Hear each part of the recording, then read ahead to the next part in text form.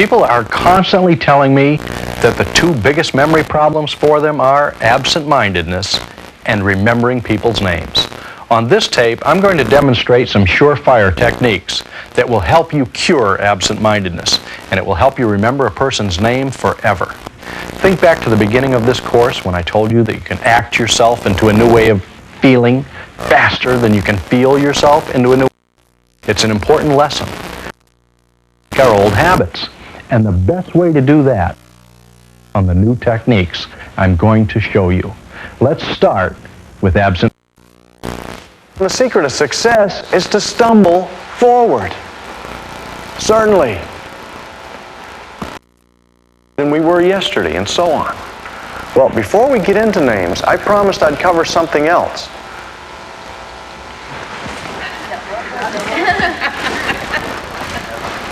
Thank you very much. Tony told me, absent-mindedness, like when things just slip your mind like that.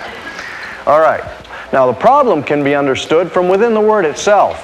Absent mind. In other words, our thoughts are not with us when they should be when we're performing this. We're on automatic pilot when we get home from work and the keys just go somewhere.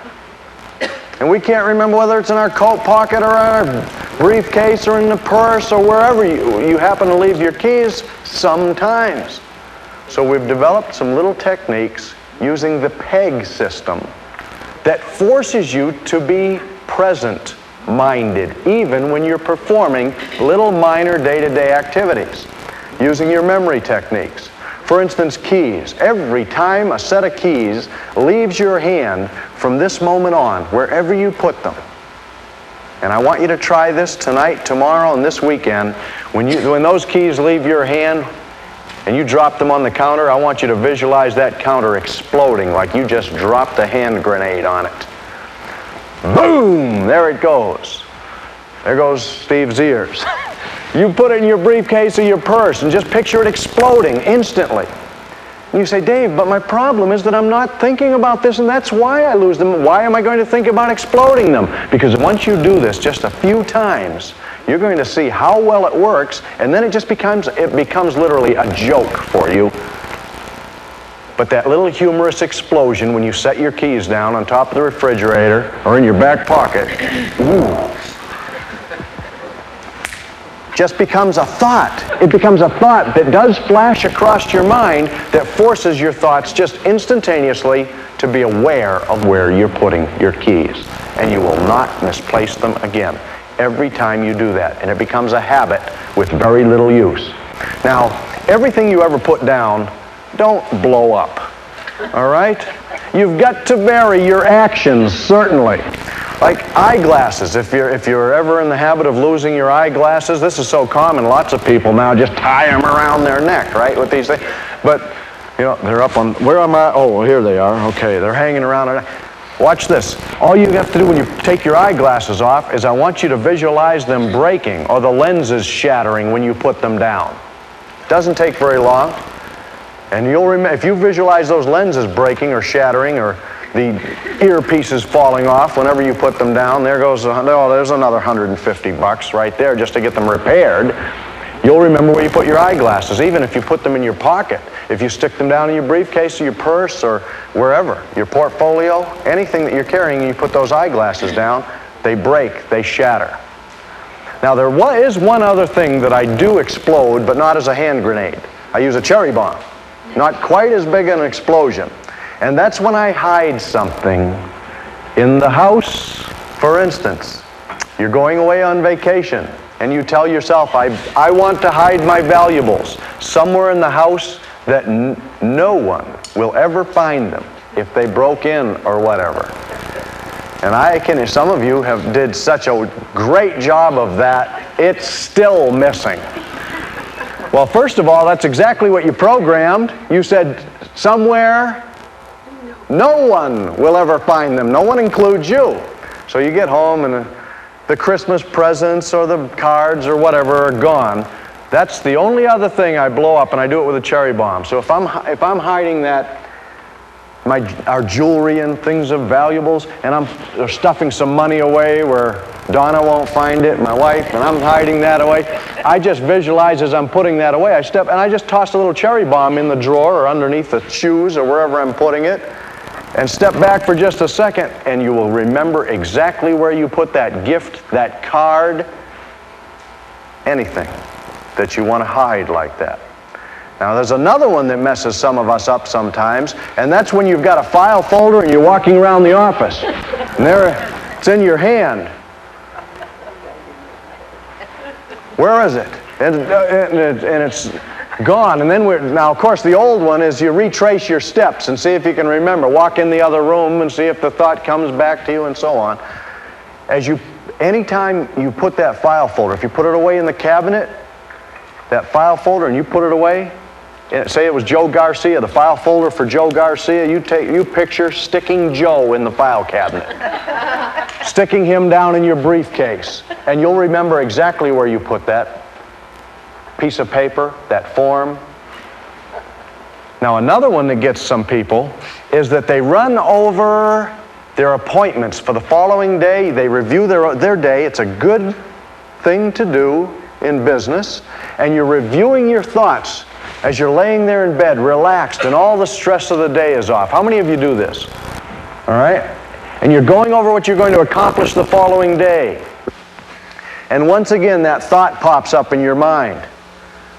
Uh-oh, I have to call Art Lincheski first thing in the morning. Got to do it because I'm going to run late for our appointment. And yet, it's very easy, because we're in a routine, to jump out of bed, hustling around, out the door. Try this one.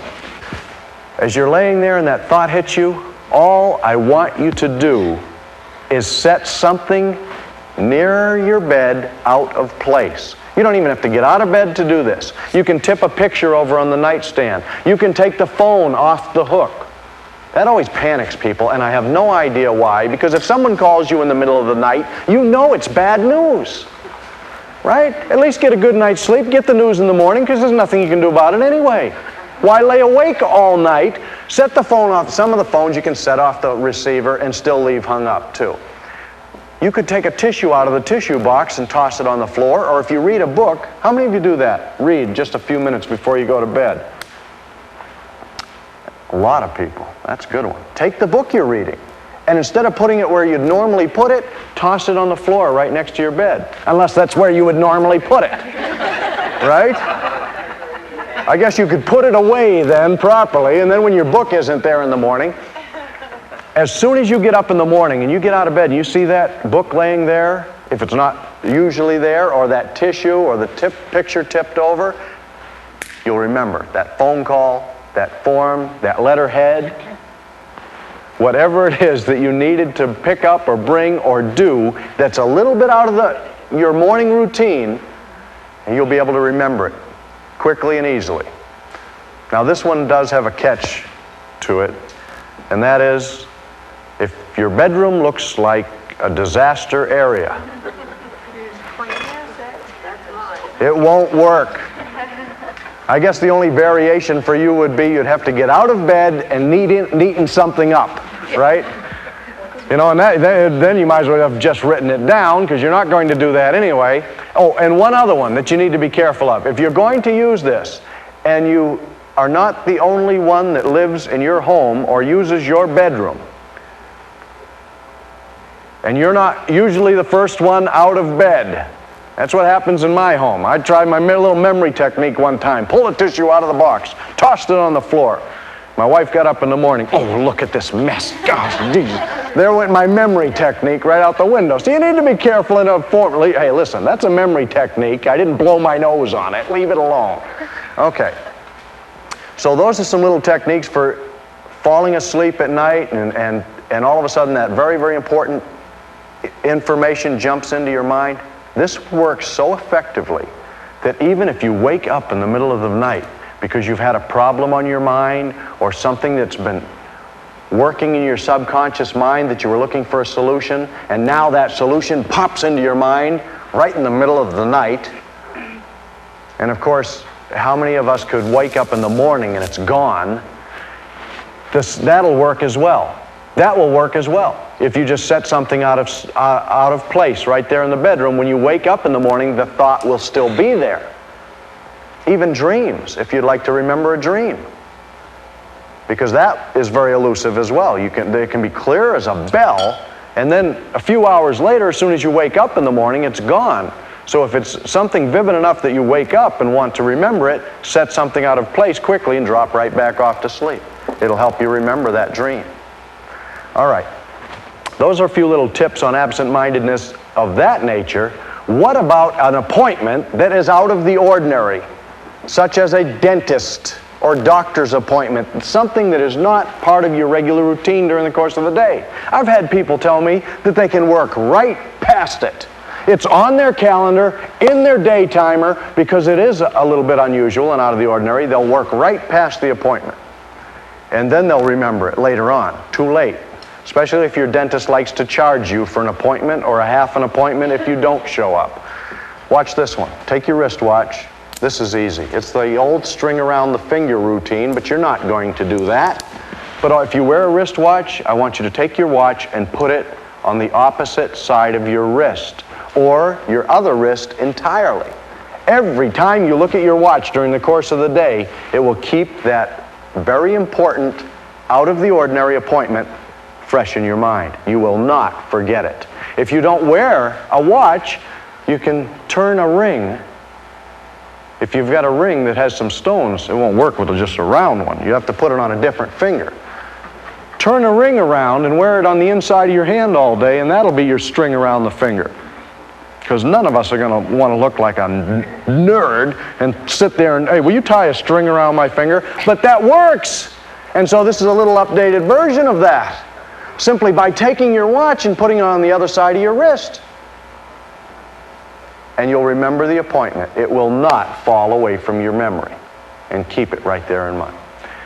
Now, I do always like to ask if anyone has anything that you have used. And I'm going to do that in just a minute. So be thinking about that while I tell you about another one. How many of you spend a lot of time in your automobile during the course of a day? Quite a few of you. Have any of you, as you're driving along,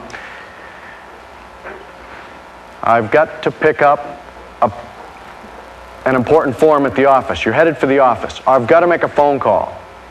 So now you're driving. I've got to call Judy Drake as soon as I hit the office. You hit the office, pull in, run in. Oh my gosh, there's a few messages in your in basket, right? Somebody else comes up and talks to you. Somebody else comes over and bugs you about something. You're running a little bit late. You make those calls. You're back out in the car. You're on the road, and once again, you left the form, didn't make the call, whatever it was that you had to do at the office. Try this one. It's so easy, it's unbelievable, but it works every single time. I want you, as that thought hits you while you're driving, instantly, the moment it hits you, to reach up and take your rear view mirror and twist it so that it's out of alignment. This works with that example that I just gave you. It'll work even if you put your headlights on because you leave a little bit early in the morning, and then you have a habit because you don't have a little beeper on the car or something like that. You have a habit of leaving the headlights on, wind up with a dead battery. There's $40 just to have the truck come over. Twist the mirror. You'll be surprised. You look at that mirror subconsciously. You don't even know about looking at it, but because it's out of alignment, you'll notice it, and it'll stick in your memory. So it really does work. You think you don't look at it. You actually check it about once or twice, rather, every minute. You check it about twice. You don't even think about it, though. Here's one that someone told me. I know a lot of you do a little bit of shopping. You pick up a few grocery items that you're now going to peg at work. And have you got a refrigerator in the office? How many of you picked up groceries, brought them back, put them in the refrigerator in the office, and left them there, right? And head home. That's great. That's wonderful. That was really worth the trip of stopping at the grocery store. And here, this one's kind of weird, but it works like a champ. I want you to take your car keys, and I want you to put them, now you got to explode them so you'll remember where you put the car keys. Blow up that and put them in the refrigerator with the items. You can't forget them. So those are a few little techniques that I want you to try over the next few days. You test them out, and you'll see how well they work. How many times have you been told a person's name, shook his or her hand, and in that small space of time forgot the person's name completely? It used to happen to me all the time, until I became proficient at the techniques I'm going to teach you. And again, don't expect a miracle to occur all at once. Sometimes you'll be meeting people under stressful conditions, or you can't quickly recall the techniques when you need them. But don't get down on yourself. If you forget a name, keep practicing with your workbook and in real-life situations. And before you know it, you'll be remembering names with remarkable ease. It starts with 8 simple steps. Now, step 1, I don't want any of you to write these down. Step 1 is to develop the proper attitude for remembering names. And when I say the proper attitude, it's first of all just how vitally important it is to your success, no matter what you ever choose to do in life or do, to understand how important it is to remember other people's names. Because whatever profession, whatever social situation you happen to find yourself in, we're always going to be dealing with other people. And we usually like it if they like us, or if they do business with us. A lot of business is based on those relationships that get established today, isn't it? Starting from that moment you first meet. And we've all heard there's no second chance at a first impression. And if you want somebody to appreciate you, I'll tell you the easiest way in the world how to do it. Most of you already know this. It's to talk about their favorite subject. And hands down, everyone's favorite subject is what? Themselves. And in addition to themselves, what is the sweetest sound to their ears? Their own name. You know something? Even if they don't like it. Even if they don't like their own name, we all like to be remembered. And so attitude-wise, that's one part of it. It is important. I honestly believe that if you do nothing different during the course of the rest of your life than you've already done to this point, those of you that are in business and sales, other than make as your top priority to get as good as you possibly can be at remembering people's names, that your overall efficiency, confidence, and business will increase to an extent that is immeasurable. And the reason I believe this is because the most successful people in all walks of life have become so based on a principle of 200. Referrals and repeat business, understanding that every person that they ever meet has a sphere of influence of at least 200 other people that they come in contact with frequently and infrequently, but that who they may be an influence when they meet somebody that is talking about doing some banking, finding a new bank, or real estate, and so on. Not just, I know somebody over there, but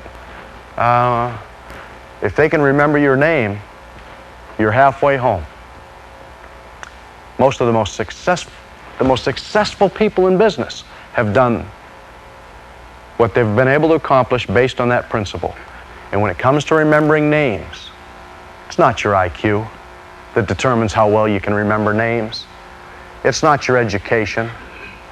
One of the greatest memory trainers of all time lives in New York City, and he's written best-selling book after best-selling book. And his name's Harry Lorraine. Harry Lorraine never even finished high school. He has an average IQ. And yet he's the guy that you'll see go on the Tonight Show and remember maybe 350 people in the entire audience. Now, they don't have time to do that anymore. He certainly can. You know, they pick out 35 to 50, and he just meets them briefly before the show and comes back and remembers all their names. Average IQ, 8th grade education, and he does it with these memory techniques and with an attitude where he understood how vitally important it was to his success to get good at remembering names, no matter what you do or choose to do. You know, even kids. A lot of the kids love this portion of the workshop because they recognize social environment is very important to young and teenagers, to their development, to their self-confidence. And I'll tell you something, a kid that can remember names can be very, very popular. So step one in remembering names is to develop the proper attitude. Do you think this is a proper attitude? My first priority in meeting anyone is to see if they qualify. Hit home with a couple, huh? My first priority in meeting anyone is to hood, trunk, and demo them. My first priority is, oh boy, if I get this listing, I win the contest. Right? Sometimes we enter into a business environment and a meeting with someone with that as our primary objective. Do you think this one might help us remember a few more names? My first priority in meeting anyone is to remember their name. Now, I said first priority. I didn't say only priority, but I said first. If you can certainly develop that as your primary goal and objective, to remember someone's name, everything else that you do after that becomes easier. It really does. And they will appreciate you. They most certainly will. That's step one. Step two is to observe the person and immediately choose a peg. Now, I said observe. I didn't say stare. But sometimes we just look and we see, don't we? We're meeting somebody and we look at them and we see them and we don't make any conscious mental notes about them. How many of you that have a wristwatch on right now, don't look at it, can tell me exactly what is at the 6th position on that watch without looking at it? Is it a Roman numeral? Is it a gem? Is it just a line? Is there nothing there at all? Right? Some of you were a little surprised. Well, my God, I never ever looked at that and saw what was there. And the reason is because who cares? As long as the thing tells time. And yet sometimes that carries over to other areas of our life. You've passed by tens of thousands, hundreds of thousands of traffic lights in your entire lifetime. But is the green at the top or the bottom? It's at the bottom, but you'd be surprised. Every now and then I hear a couple of people say top, but most of us have to sit there and go, for a second anyway, and actually picture it and think about where it is, because we've looked at it for years, we've seen it for years, but we've never bothered to observe and make a conscious note about the location of where the green is until right now when I mentioned it.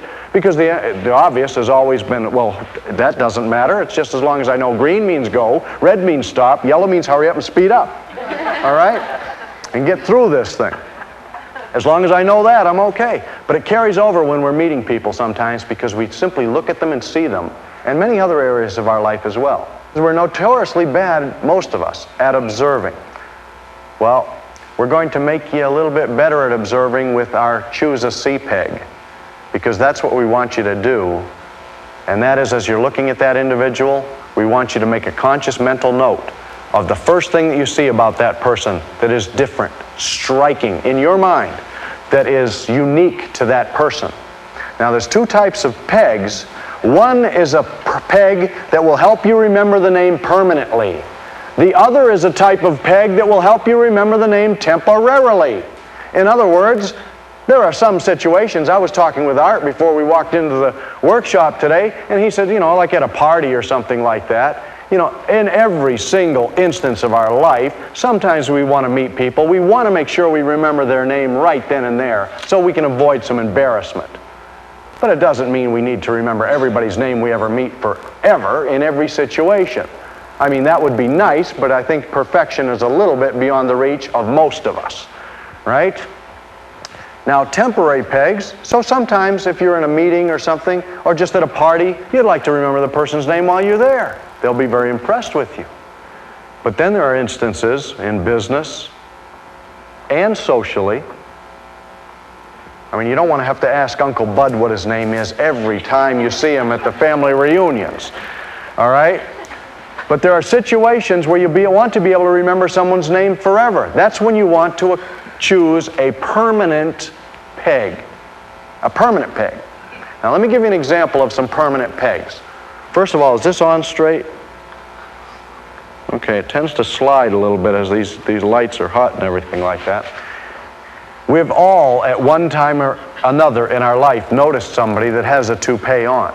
No, this is mine, okay? Some of you are starting to, right, I bought it. No, I don't.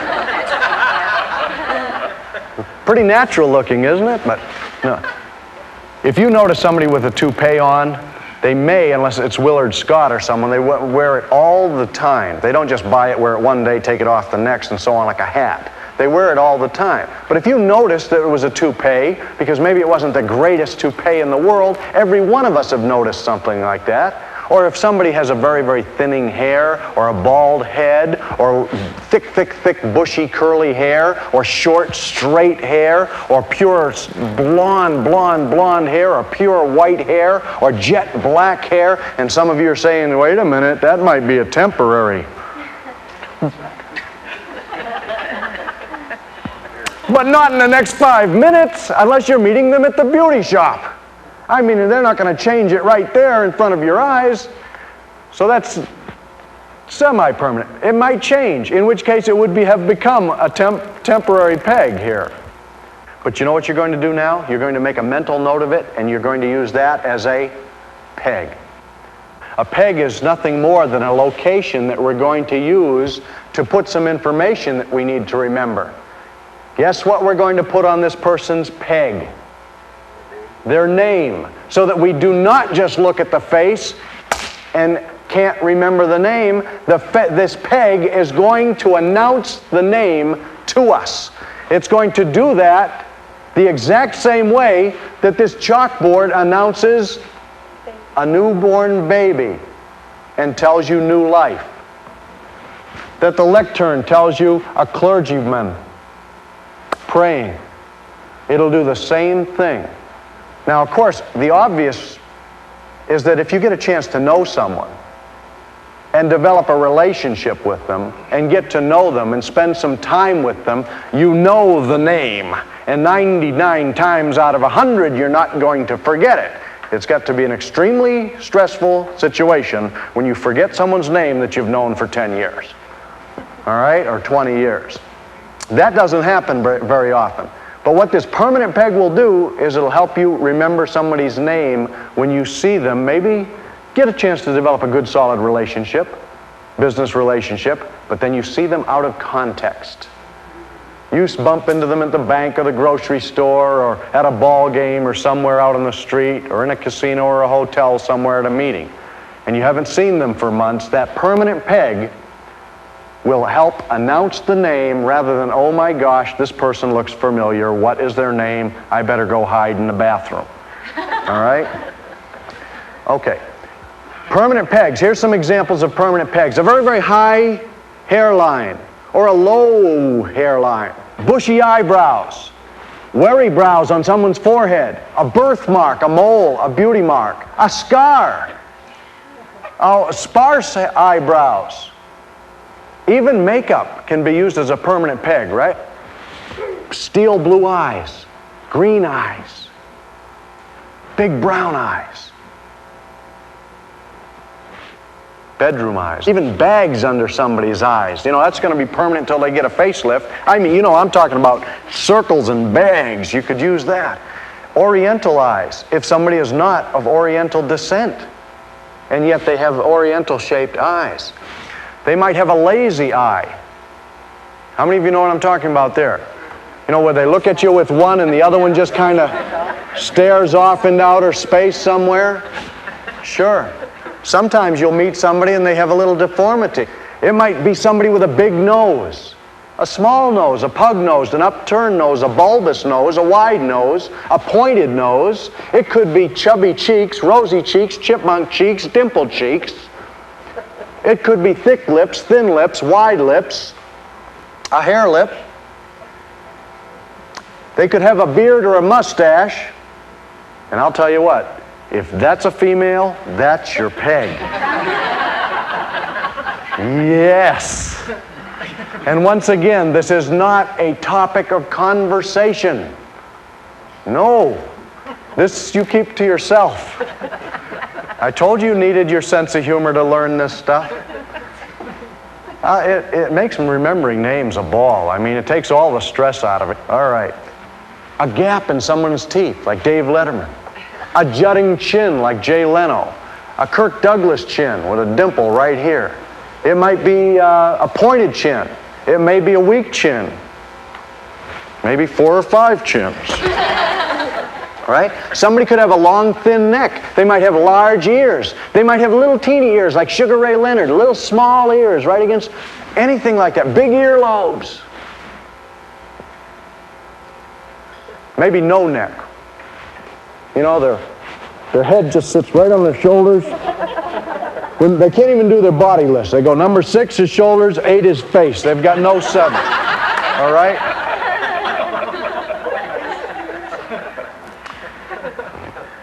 Anything like that you notice about somebody, and it's normally, of course, talking about the most descriptive part of a person's body when you're meeting them that we look at and notice, and that is their face.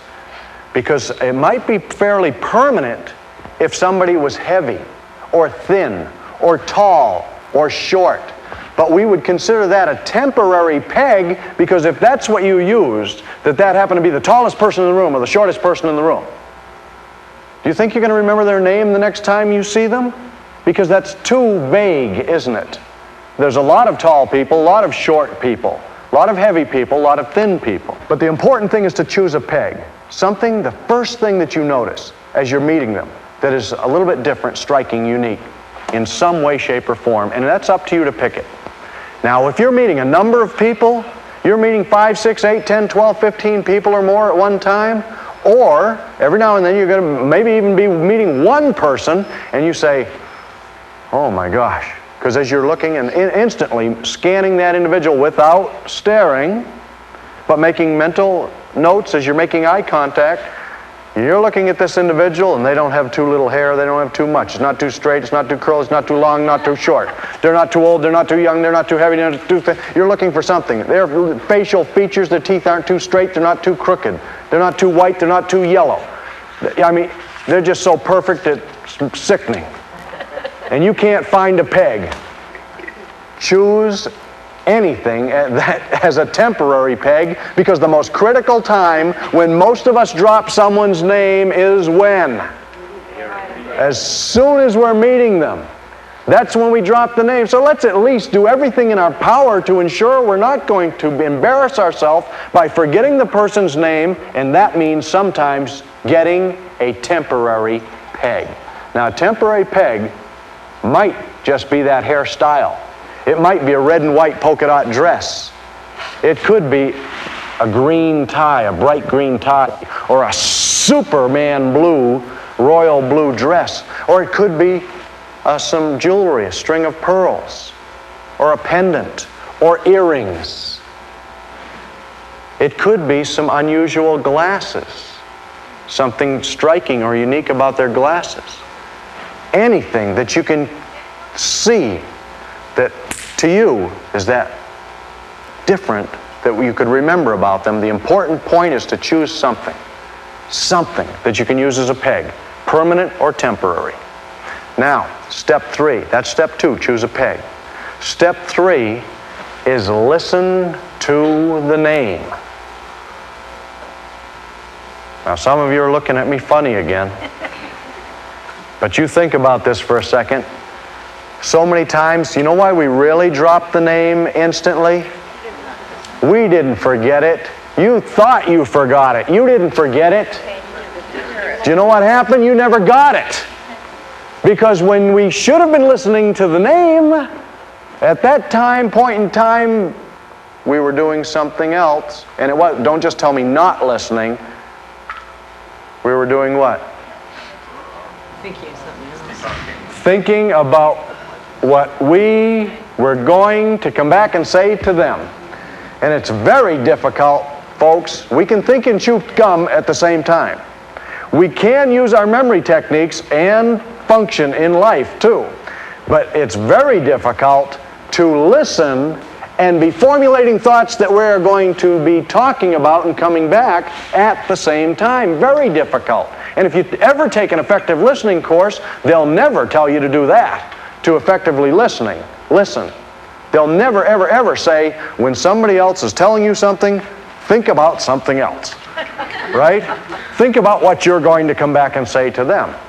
I always found it interesting that we were created with 2 of these and 1 of these. And in addition to that, we have conscious control over this, and it's got a flap so we can shut it. And these are open 24 hours a day, even when we sleep.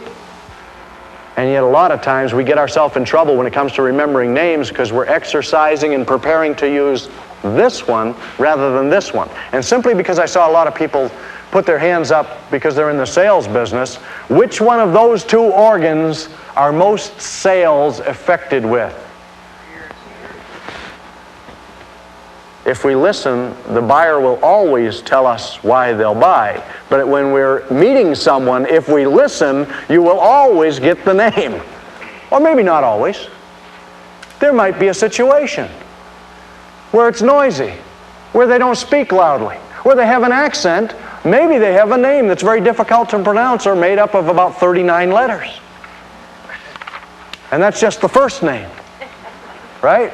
We've all met people in situations like that where that's very, very difficult to do. And so we're going to ensure that you got the name whether you listened to it or not. Because our next step is always, always, always repeat the name out loud to them and to yourself, because you can hear it at the same time you're saying it, as soon as they give you their name. Now, this is a habit that some of you have never been into, and this might be one of your hardest points of the memory technique, because I've seen a lot of people, they drop the most important step. Oh, they're all important, but the most important step to this point, and that is repeat the name. Because you might have heard it incorrectly. They may have a speech impediment. They may have an accent. And by the way, don't worry about that. You will until you try this. A lot of us have really dropped the name right then and there because as soon as they gave us their name, we said, no way am I ever going to remember that one. How you doing, buddy? Hey, pal, Tiger. In other words, right then and there from the get-go, either that or we met somebody with a very, very, very hard accent or a difficult to pronounce name, and we didn't want to embarrass them. Now, this is going to come as a shock to some of you, but believe it or not, if they have an accent, they know it. If they have a speech impediment, they know it. And you know what else they know? 99 out of 100 people, they'll never say a word about it because they wouldn't want to embarrass him or offend him. It will not do that. Now, there's only one way you're going to find that out, and that's the next time you meet somebody with the big long name or the speech impediment or the accent, and you say, Jesus, boy, I'm not getting that. Would you say that again for me? Wow, that's a tough one, isn't it? Or I'm still not quite understanding you. Have you got a business card? No? Here's one of mine. Would you write your name on the back of that for me? I want to get it.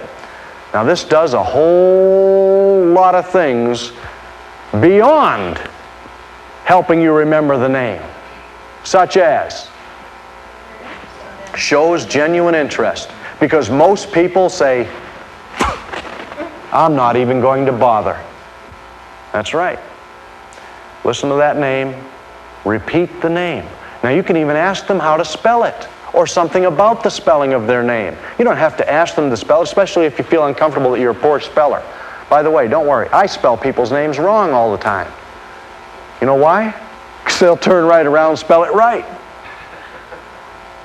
And whether you remember how to spell it or not is not the most important point, but it's buying you some time. It's helping concentrate on the name.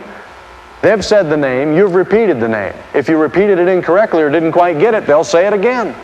Repetition is the mother of memory and recall. Then you start to ask about spelling, or, geez, I've never heard that before. Do you happen to know what nationality it is? Now, in a business environment, you need to use that one with a grain of salt.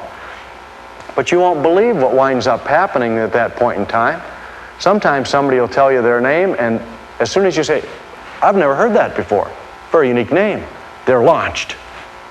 They start telling you everything in the world about that name. They'll tell you its meaning, how it was Americanized, how it used to be this long, and then we shortened it to only this long. It used to be 39 letters. Now it's only 18, right? And they start telling you everything about it. They'll go into the meaning, where their family came from in the old country, and on and on and on and on. And of course, what do you do when that happens? Listen. Zip it and listen.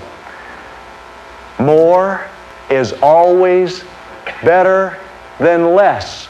And learn to ask questions about their favorite subject, and you get to know them. How many of you feel that you could remember the names of 500 people? You already know the names of lots more than 500 people. I'll bet everyone in the room knows the names of at least 500 people that you've never met before. Actors and actresses. But some of us are so familiar with them, it's unbelievable.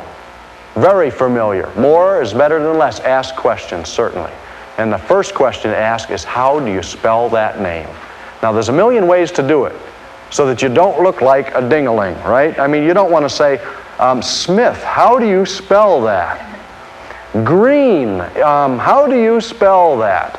Even though there's two different ways commonly that it could be spelled. There's 2 or 3 ways Smith could be spelled, so you can use this with a little intelligence and common sense here and say, green, do you spell it just like the color, or do you put an E on the end? Absolutely.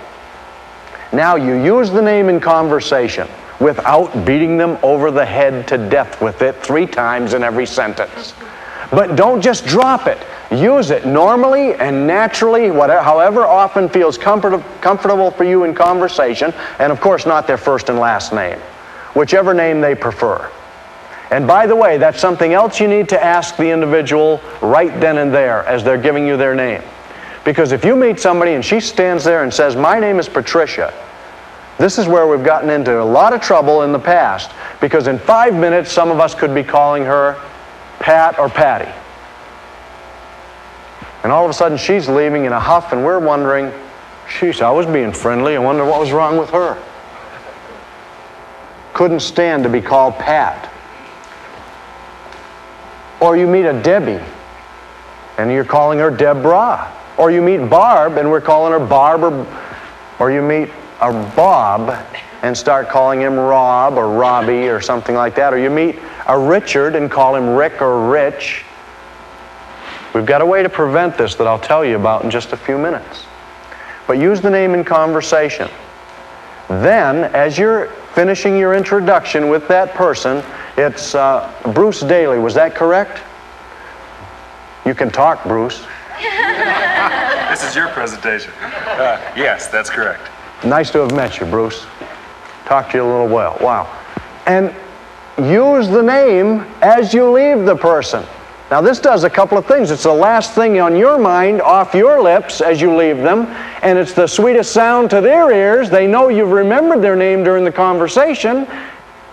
And once again, if you had remembered it incorrectly somewhere along the line, or dropped their last name or their first name, you pick it up right then and there. It was Bruce, and what was the last name? Daly. All right, nice to have met you. It's the last thing off your mind. Now you're away from them. This is the key to remembering names. The key that unlocks the door right here. No one forgets a face. What are we going to do with the name? You gotta put it on their face. We're not going to peg it. We're not going to put it on their face. We're going to make that name as easy to visualize and remember by turning it into a picture. Turn the name into a picture so that it's not just an abstract sound. Now this takes a little imagination, and I have some good news for you about this. You will only have to do it once for any name of any person you ever meet in your entire life. And what happens is you develop that picture vocabulary. What is the picture for the name Papadopoulos? Papa-topless, right? If you decided to use that one right there. Or Papa dropped us, or Papa adopt us. something of that nature. But you get that picture and it pops right back into your mind instantly, automatically, the next time you hear that name. And so it takes a little while to develop this picture vocabulary, but that's good news too. Because what happens in this instance is when somebody gives you a name and they say their name is Lincheski, and you go, all right, good to meet you. Oh my God, how am I going to turn this into a picture? Before you are going on and meeting anyone else, and you're sitting there saying Lincheski, Lincheski, Lincheski, Lincheski, lint, chest, lint all over their chest, and they're going downhill on skis. You know something? Whether you get a picture or not, what's it forcing you to do? Think about their name. Forcing you to think about their name. That's good, Jeff. And then you are going to wind up remembering it anyway. You've just got to force yourself when somebody gives you their name, and it's a name like this one right here. Hi, how are you? What's your name? Joan could see that.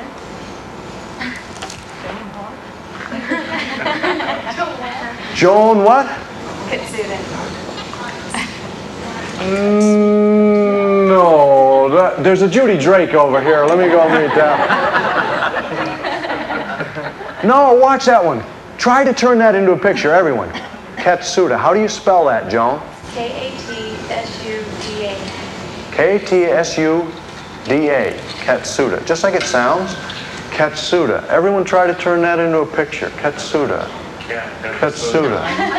Cat with a lot of suds on it. Cat with a lot of suds on it. A cat drinking a soda. Now you guys are coming up with pictures, and I wanted a name I thought would be difficult. But those of you that, you know something, whether you come up with a picture or not, you keep trying to turn it into a picture. Katsuda. Katsuda. And you'll remember it, at least while you're there. And you keep trying until you turn it into a picture, until you die. You never give up on turning a name into a picture until you have a picture. It might not happen while you're standing there in the same room.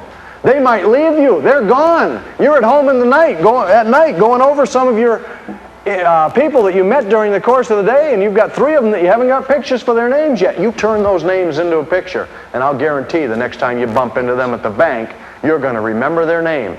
Because review, folks, is vitally important. Here's another reason why we drop people's names. When is the last time their name usually crosses by our brain cells?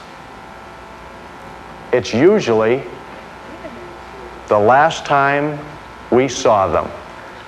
Don't do that with your good business contacts. You keep tickler files and prospect records, don't you? Try this and watch what happens as far as alleviating that embarrassing situation of seeing someone out of context. I want you to take those business files or little Rolodex that you have, or your customer or client files, and once a month in otherwise non-productive time, I want you to flip through just maybe 8 or 10 or 15 of those names in the course of a day. It'll take you less than 30 seconds or a minute to do that. And as you do that, I want you to see the picture of their face in your mind and that picture of the name that you turned it into, and take that picture, and of course that picture is put on the peg with action to glue it there. And if you see that picture, what's really going to happen as you get used to this is you meet somebody, and as soon as they say their name, that picture just flashes into your mind. But as beginning students, what you're going to have to do is develop the picture in your mind, if you don't already have one, and then take and put that picture on the peg while you're right there with them, not involved in conversation. It's after you're through meeting them. You're maybe over getting a drink. You're just standing around waiting for the meeting to get going, when usually we're taking a mental vacation. Review that name. After you've met them, put the name on the picture, and as you get away from that person and you're doing some other things, review it. Later on, review it. Once a month, review it.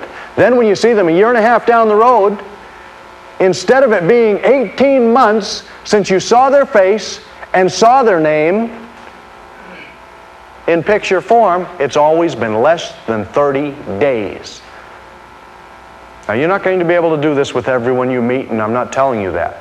But with those good business clients and contacts and social clients and contacts, that's who I want you to do it with. On a Rolodex, that prospect, just go through it and review it so that it doesn't be years and years. You know something, though? Even if you don't do that, you'll probably be able to remember at least 50% of the people that you effectively use your memory techniques with, even when you see them years and years later. But if you do this, you can get up to over 90% instead of forgetting 90% when you see them later on. Just to review, step 1, develop the proper attitude for remembering names. It is important, and you can do it. Dave, I don't know if I believe that. You know, I've told myself for so long I'm lousy with names that I don't know if I can really do that. Well, one thing everyone can do, everyone can really do this, and that is don't ever say that you can't remember names again. Isn't that easy enough? That's easy enough. And that takes you from a negative belief that takes 10 or 11 positive affirmations to counteract. So just don't ever say that to yourself again. Why persist in believing something that's going to make you miserable and ineffective? Don't program your mind with negative information. I can't remember names. Don't say that. And then what will happen is you're at least in neutral. Now, step 2, observe the person and choose a peg, permanent or temporary. The first thing you notice about them that's striking, unique, different. And don't make a big deal about this. Just choose something about them and make it. You can even give it a little nickname if you want to, right? Baldy, chrome dome, right? Weird hair, you know, big ears, anything like that, not out loud. Then, of course, no neck, right? Big nose, gap tooth. Then, as you choose the peg, permanent or temporary, listen to the name. And how are you going to ensure that you listen to the name every single time from now on? The first thing you do is they give it to you, you repeat their name. Repeat that name. You can even spell it. Ask them about anything about, geez, I've never heard that before. Let's bring it up, make it the topic of conversations because it's the most favorite subject anyway. Then, use it in conversation without beating them to death. Find out which name they prefer. Then as you get away from them, you repeat their name. And as you get away from them, you turn their name into a picture and put it on the person's peg with action. Now let me tell you how this is done. You can chain it or peg it. I met Steph Purdy. All I did as soon as he gave me his name was I pictured him taking some stuffing and stuffing it inside a birdie, a turkey. Stuff birdie? Pretty close, isn't it? But I didn't peg it to him. I just pictured the guy who parted his hair in the middle with the mustache was doing that. As long as it's in an action picture with him involved. That's all. And you wind up remembering the name. All right. Now, if you can put it on the peg, that's even better. When you can put it right on the peg with action. See a lady with blonde hair and she's got June bugs crawling all in her blonde hair. You know her name is not Junebug, but June. And you develop a picture vocabulary for these names that pop into your mind. You can call out any first name. If I've ever heard it, I have a picture for it instantly. And that's how you will be. That's how it gets quick and easy. When you develop this picture vocabulary. And what are the best pictures? The best pictures for you are what? Exaggerated. The ones that you come up with. However, we do have about, close to 2,000 names that I've already turned into pictures for you that come in your guidebook that you get with your tapes. All right? But for now, you're going to have to see how this works even when you don't have a picture. Now right now what we're going to do is show you that the memory techniques do work for names. At this point, I'm going to ask for 8 volunteers to serve as practice faces. Starting with me, the class is going to observe what is unique about that face and develop a peg for it. I'd like you to study each face and call out your answers along with the class. If you're listening on audio tape, turn to page 4 in your workbook. You'll find photos of me and the 8 volunteers, so you can participate in this exercise with us. Come on up front. I need 8 people right up front here, please. Here we go. Now the first thing I want you to do, and you don't do this in real life either. When you walk into a whole room full of people, you don't say, let me get CPEGs on all these people. But you've never done it before, so I want you to get some feel for what a CPEG is and how it works and helps identify a person. And so all we're going to do is pick a CPEG on each one of these people. That's something you see that we're going to use as a peg. Something you see that's striking, unique, or different about the person. It's a little bit difficult at first because you've never done this before. We look at people and we see them, but we've never picked something unique or striking about them, even if you've noticed it, for a peg. Now let's start with me. I'm not going to pick on any of them until we do me. We've got to pick on me first. Remember I said, bring your sense of humor. You're going to find out now why. All right? Is this on straight? No. Yeah. No, it was when we started. I've got a high forehead, very high forehead. What else could you use? My crooked nose, right? My crooked nose. What do you want to use? Just my dark what?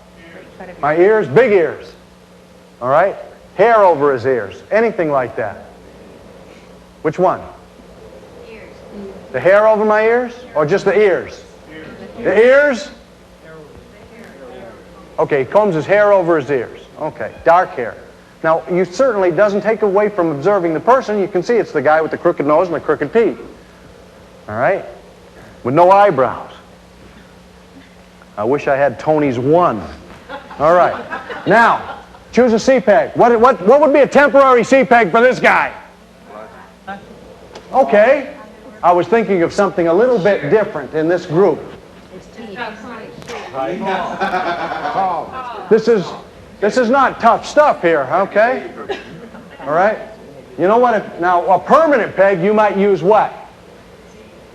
Boy, he's all teeth, isn't he? That's teeth. That's Mr. Teeth. Give him a little nickname, Mr. Teeth. All right? What about this guy right here?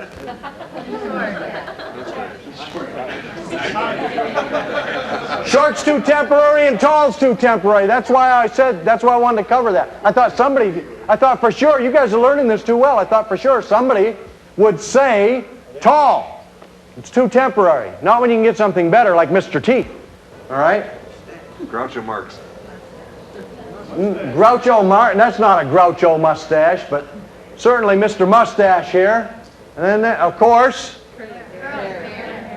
all right, this is Mr. Gorgeous Hair, okay? Now, she's got those big brown eyes. That's brown eyes. What about this guy? Blondie. Blondie, yes. Baldy, yes. Not her name. No. CPEG. Round face. She had a round face. Yeah, that's Brooke Shields. Brooke Shield eyes. That's Brooke Shield eyes, isn't it? Sure it is. They look like Brooke Shield. She's got those Brooke Shield eyes. Yes. They could be sisters, couldn't they? Now don't just think of Brooke Shields. That's not how you're going to remember her name. You come back and call her Brooke. That doesn't work. And of course, Mia. you can see, of course, she's got small build.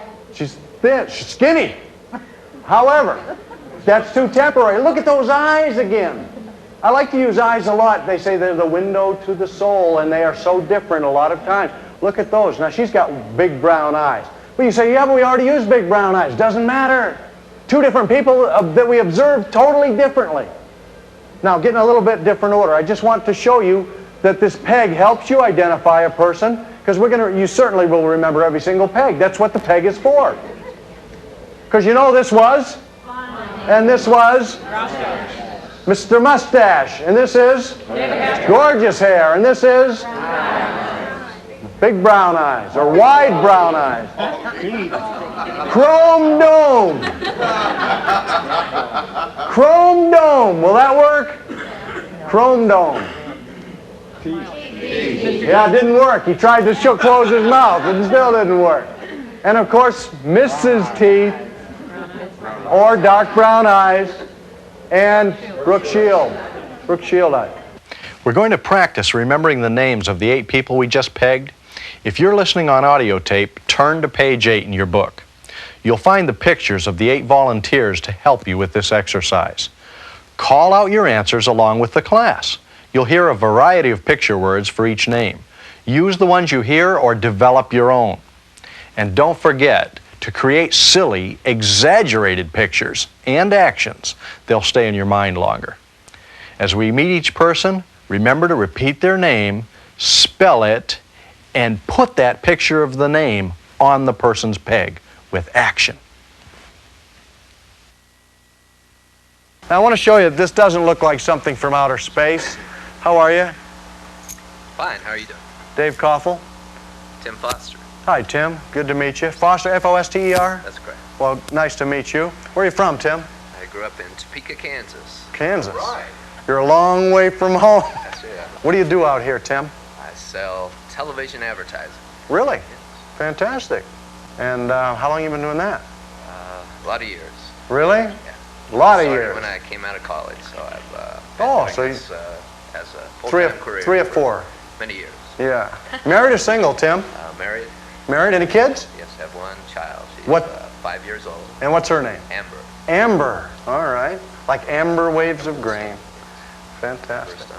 Well, I wish you a lot of success. Thank you very much, Dave. Your television advertising career. Hopefully we'll help you remember some names, too. I think you'll need that in television advertising. That's Tim for sure. Foster's yours, isn't it? That's correct. All right. Nice to meet you. Now, Tim, turn that into a picture. Turn the name, T-I-M, turn that abstract word into a picture. Tim.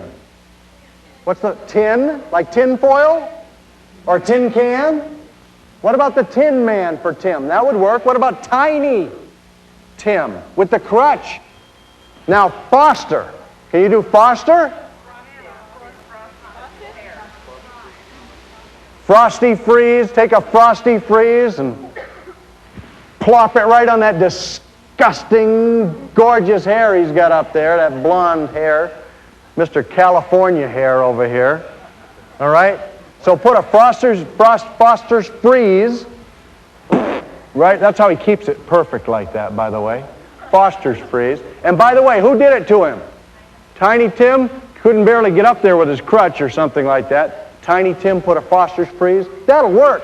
Anything like that would work. Why not a foster child? You can't picture. No, it's not no action, it's no picture.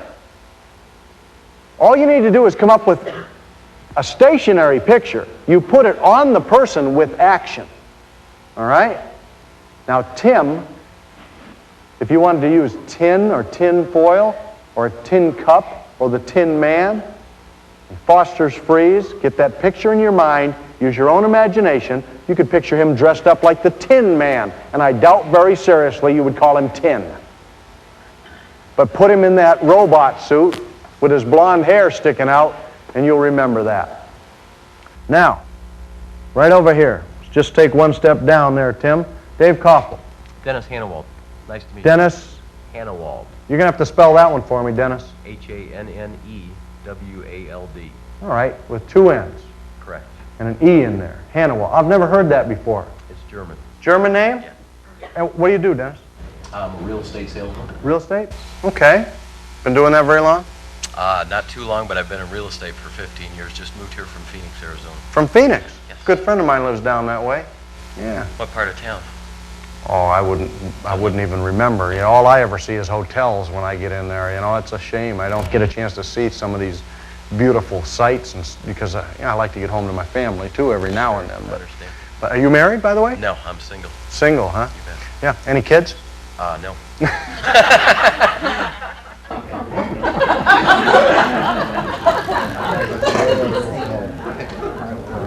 Having fun, having fun. Dennis Hannawald, I wish you a lot of success in your real estate career. Nice to have met you. Nice meeting you, Dave. Now, thank you. Dennis.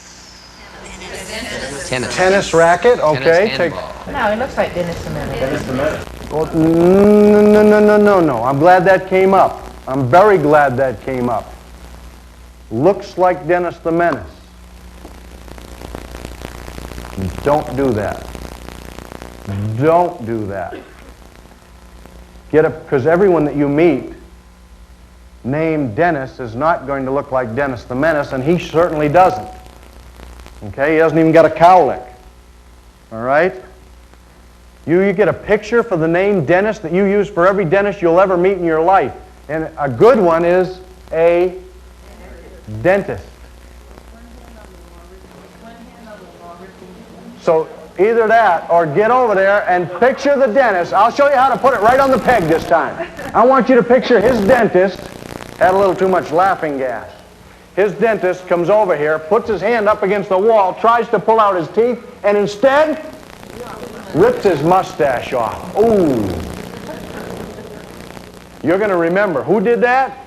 The dentist with his hand up on the wall for some leverage. Dentist hand wall. You're going to remember his name. Now review. We know that this guy right here was dressed up as the Tin Man, right? Okay. How you doing? Jim Hammer. Jim Hammer, Dave Koffel. Hammer just like hammer and nails? Yes, it is. Well, that's easy enough to remember. Not too many people forget that one, I'll bet. Not very often. Oh, because it already is a picture. Something easy for someone to... No, I've never met anyone with that name before. Did it ever... Was there ever any, Hammer Wald or anything like that? As a matter of fact, it was Hammer Meister. Well, it was a little bit longer than that. And Meister, that's German too, isn't it? Yes, it is. Master or... Sounds good that way, doesn't it? Yeah, okay. But now it's been Shortened. to just Hammer. Just Hammer. All right. Yeah. And what do you do for a living? I'm in construction. Do you have your own company? Yes, I do. I wish you a lot of success construction-wise. Thank you, Dave. There's a lot of it going on out here, A lot. home-wise and commercially as well. Which one do you do? We do both. Either one. Whatever. Jim Hammer, nice to meet you. Nice to meet you, Dave. All right. Now, Jim. Turn the name Jim all by itself. Forget him for a second. If you can believe I said that. See, because I don't want people, this does not come in to remembering the person yet. You've got to have a picture for the name. Jim. A gymnasium, Jiminy Cricket. His name's not Jiminy. Jim. But Jam. But a hamburger. Jim. Just a gym. Just what do you mean? A gymnasium. That's a pretty good one, isn't it? J-M. Too big. J what? G-M. Gem? A gem? Breaking with a hammer. Like a diamond. Any of those are good. You use whichever one you want. You could use a gem, or you could use a gymnasium and picture him in there playing, running up and down, playing basketball or whatever. The guy with gorgeous hair up there, and he's out there doing Michael Jordan dunks and whatever. Either that, if you wanted to remember he was in the construction business too. What do you think you might... You think you might have him out there and with that? I mean, how can you forget this guy's in the construction business and forget Ora's name? You've got it all chained in there, don't you? Right? You know his name's Jim Hammer. And this guy over here was having his mustache ripped off by his dentist who had his hand against the wall for leverage, and you know his name. And the first gentleman when we met was dressed up like the Tin Man, or Tiny Tim was dumping a Foster's freezer up on top of his head. Hi, how are you? Dave Koffel. Neil. Neil? Nia. Nia. N-E-A? N-I-E-A. N-I-E-A. N-I-E-A. Nia. And what do you do, Nia? I'm in real estate. And you've been in real estate for a while? Couple years. Yeah. Now you've been married 7 years. Any kids? Formerly, I have children. Oh, really? Okay. All grown up. All grown up? 27-year-old daughter. Oh, come on. What's her name? Tamerlyn. Tamerlyn. Tamerlyn. Like a tambourine. Tamerlyn. Okay. Fantastic. Tell everyone what your last name is. Walker. All right, Nia Walker. Okay. Nia. See if you can turn that into a picture. Nia. Just a knee? Come on, something real, real close. Neon. A knee with ears on them. Picture some ears on her knees. Knee with the ear on it. Near. Near. That would work. Walking on her knees. Knee walk. Knee walker. A knee walker. That's pretty good, isn't it? Picture her on her knees, walking on her knees. A knee up the milk. Neon, well, that's not real close. You know, you want to get as close to near as possible. I use nair. You know what nair is? It's a depilatory. Nair.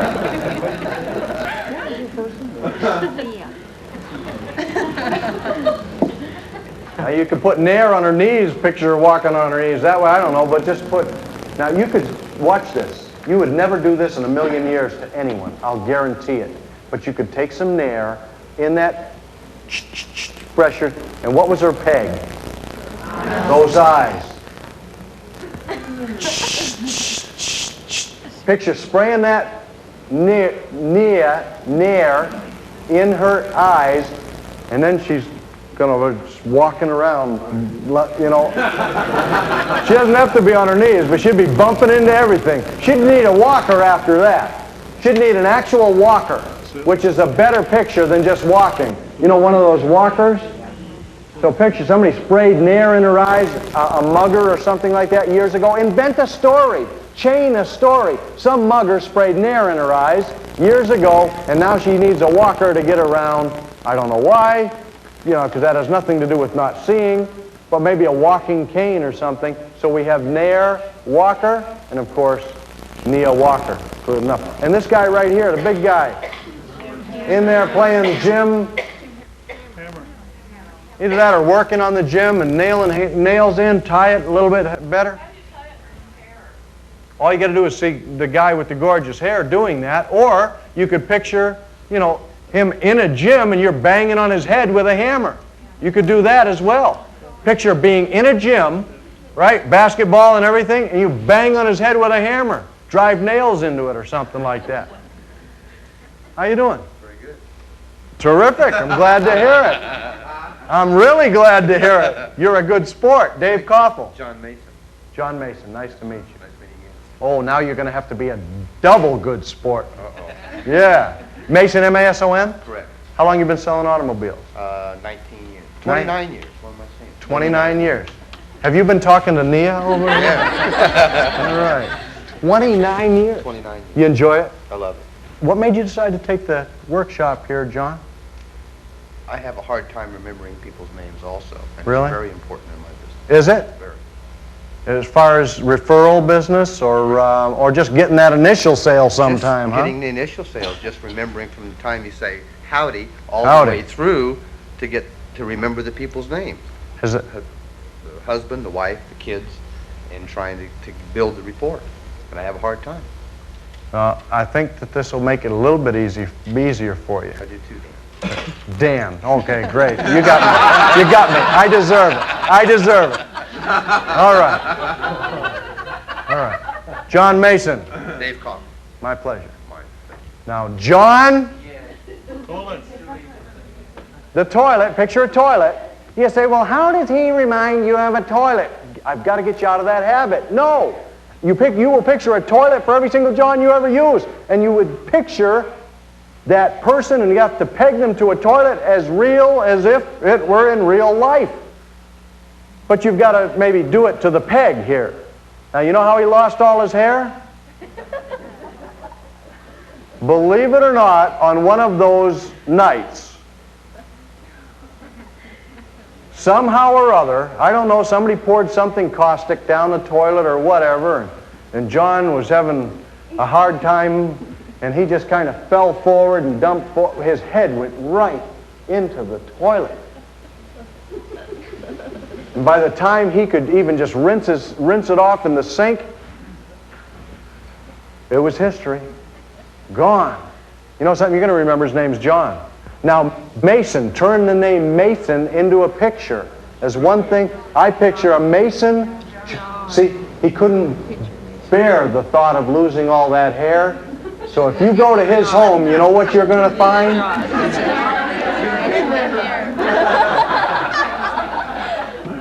You know, it's kind of like cryogenics or something like that. He's saving it just in case there's ever hope for transplanting. So he's got all his hair that wound up in the John, stored in that mason jar at home on a shelf. You chain the rest of that information. Certainly. John Mason. And this lady had what in her eyes? Nair, right? And as a result, she has to get around with a walker. Okay. You have to review every single one of them all the time. Dave Koppel. Jimmy Hayden. Jimmy Hayden. You go by Jimmy, not Jim or James? Jimmy. Jimmy, okay. I have never really had the chance to meet you. I just saw your name out front there, and they said James, and that's what I've been calling you for 2 days, and I'm glad I finally had the opportunity to meet. Hayden, H-A-Y? H-E-Y. H-E-Y-D-E-N. Okay, Hayden. And I can see that you sell automobiles, Jimmy. Yep. How long have you been doing that? Oh, brand new? Never did that before in your life? What did you do before that? Musician. What a change in career. So how's it working out for you? In just the first 2 months, how do you like it? I like it. Well, fantastic, and I wish you a lot of success in the field, right? But keep it up. Keep up the music, too, right? No, it's always nice to have. Yeah. All right. Jimmy Hayden. Mm-hmm. Nice to meet you. Jimmy! Jimmy Carter Keith. Jimmy Carter? You know something? I'm going to let you get away with that one because this is Mr. Teeth. Jimmy Carter. Right? So he's got Jimmy Carter teeth, too. Either that or picture Jimmy Carter punching him in the teeth. If you use Jimmy Carter for Jimmy all the time, that's a good one, isn't it? Jimmy. Just picture old Jimmy Carter. Picture Jimmy Carter doing something he would never do. Picture Jimmy Carter rapping him right in the teeth. Ex-President Carter doing that? To this guy? That'd take a lot of stupidity. He's a big guy. Careful now. What do you do if you have trouble picturing Jimmy Carter? Then you wouldn't use Jimmy Carter. You know what you might use in that case? How about a GMC Jimmy? We're trying to get Jimmy Carter. Little GMC Jimmy. All right? And you could picture him the guy with the teeth, driving a GMC Jimmy, right? Head out the window, bugs in his teeth, happy driver there. All right? And it's full of hay that he's loading into the den. Maybe a den right in his house. Out of the back of the Jimmy hay den. So picture him loading hay into his den. You got his name. And of course this guy here, oh my, everyone, what's his name? Yeah, you remember that name, don't you? What was he doing? He somehow inadvertently, he got his head stuck down in this toilet that had some caustic stuff in there, and he saved it all in the mason jar, and we know his name's John Mason. Now, you know something? You're going to remember that name for a long time to come. You really will. The sillier you can make the picture, the more vivid you can make the picture, and the crazier you can chain that action, the more it sticks. Okay. Now, hi, Dave Koppel. Charlie Fruit. Charlie Frew? Yes. Frew. You're going to have to spell that one for me, Charlie. F like in Frank, R-E-W. R-E-W. Well, just like it sounds. Mm-hmm. I thought it might be a little different than that. All right. A career lady? Yes, I sell advertising time. Oh, really? How long have you been doing that over there? 5 years ago Monday. 5 years. You like it? Yes. Now, do you have any children? 2 children, and I just had a brand new granddaughter. A granddaughter? No, come Yeah. on. 2 weeks old. 3 weeks old. Oh, gee. Jeez, you know something? I can't believe that. I can't believe you're a grandmother. But you know something? I was married when I was my son's age. It just occurred to me. I wish you a lot of success down there. Charlie Frew. Right. All right, my pleasure meeting you. Charlie Tuna. Yes, so you have to picture that cartoon Charlie Tuna, right? You've got to picture the cartoon Charlie Tuna. And maybe what's she going to do with him? She threw him back. Isn't that what happens to Charlie Tuna? Sorry, Charlie, right? She threw him back. That's how I remembered her name. I'm sorry, okay? And it got the action and everything. Now, who threw? Yeah, no, she did. She did. Mrs. Teeth threw. No, everyone in the whole place, Mrs. Teeth threw Charlie Tuna back. She threw her back. All right? Nobody else in the whole room. That's how you know who the heck Charlie is. It's her. But you have to observe the person. Now, if you pictured somebody else that threw Charlie Tuna and threw Charlie Tuna right at her and hit her in the teeth, and now she had to have them all capped, and that's why they look so perfect, that would even be better. And this guy over here, Jimmy, and he was loading hay into his den. Okay. And this guy here we already know. Let's go way down there and do a quick review. We know that guy. Yeah, you still remember it. Hi, how are you? Great. Dave Koppel. Verlaine Wilson. First name again? Verlaine. You're going to have to spell that one. V-E-R? V-E-R-L-E-E-N. Oh, just like it sounds. All right, but well, that's a unique name. And Wilson. Yes. And that is just W-I-L-S-O-N. All right.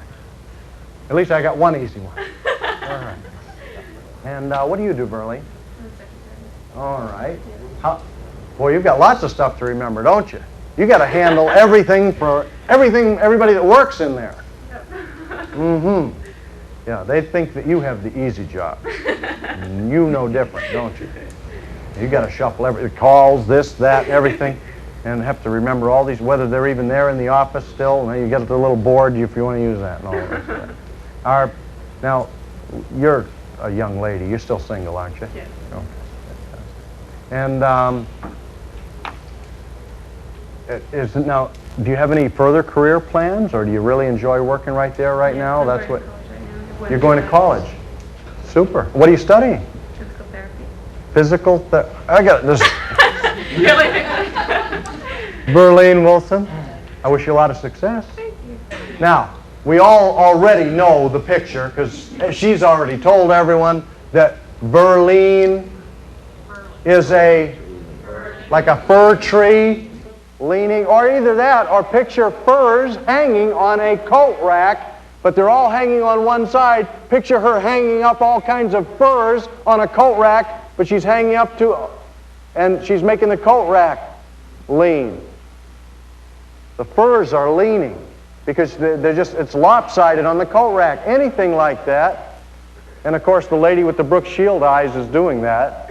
Now Wilson could be basketball, tennis balls. I use Wilson tennis balls all the time. That's very common. But now, that's not going to do it for you. You've got to break that word down by syllable and picture a will and a son. She's too young to leave anything to any son. She's still single, too, to leave anything in the will son. All right. Either that or just picture those Wilson tennis balls, and of course, where are you going to stick them? Right in those Brooke Shield eyes. Take those Wilson tennis balls and just go boom, right? Or maybe, just playing tennis. You're not going to stick them there. That's too mean. Take the racket and hit them. And knock those Wilson tennis balls playing tennis with her, all right? While she's sitting there trying to do that and hang the first, okay. So we've got Verlaine Wilson. All right, and of course, then this lady right here was Charlie. Yeah, you'll remember her name. Lady in the blue jacket with the eyes and the teeth. Now, one more time, folks.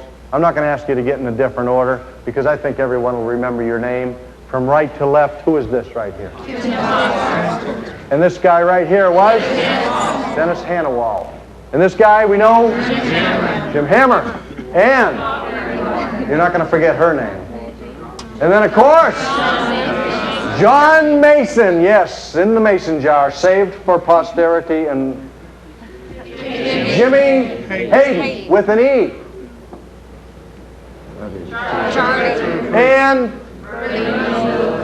And these people have been great sports for doing this. Will you give them a great big hand? Thank you very much. Did you have fun? It takes all the stress out of it. It really does. Wait till you're good at this. All right. How many of you had a hard time turning some names into pictures? Let me see the hands. All right! That meant you were trying. Had a couple of people come up to me and say, Dave, this doesn't work. I can't turn the name Judy into a picture. Oh, who's Judy? Oh, that's Judy. Yeah, I guess it doesn't work.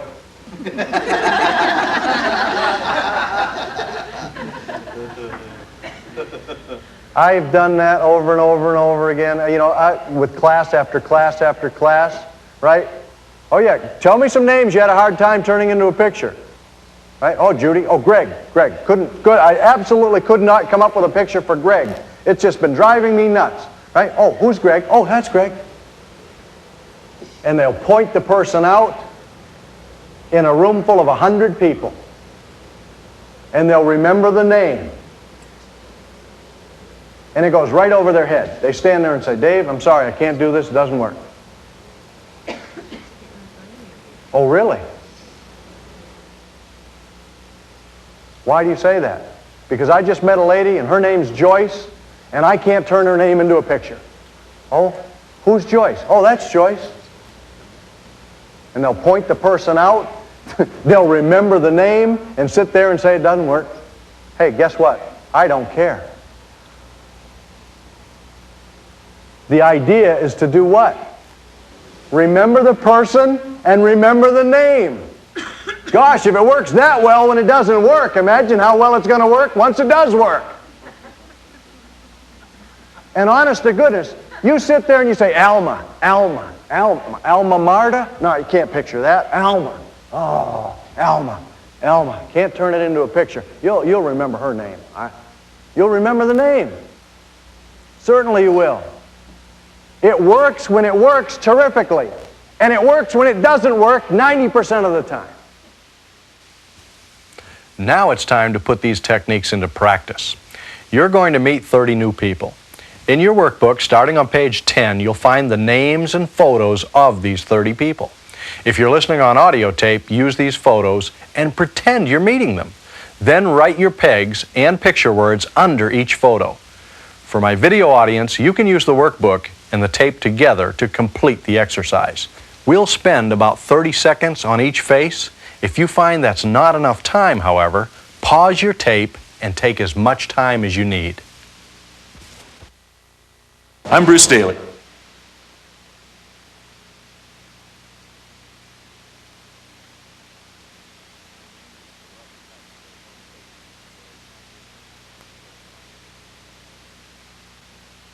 Observe the person.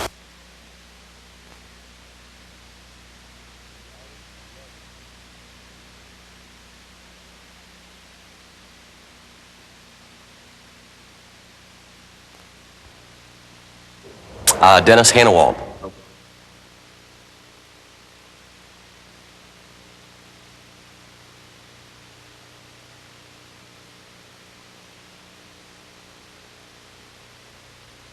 Choose a peg.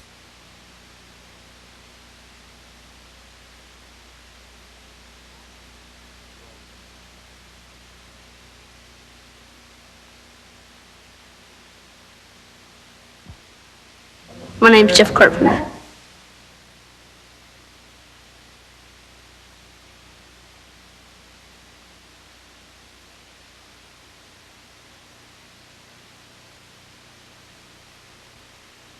Listen to the name.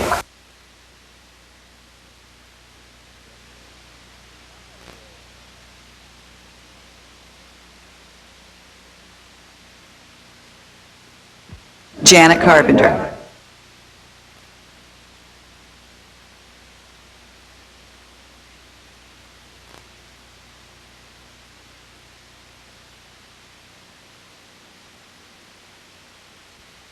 Repeat the name.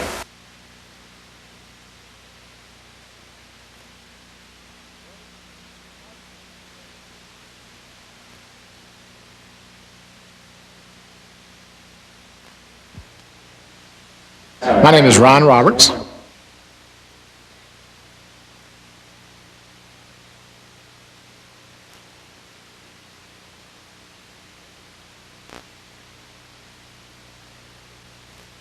Turn the name into a picture.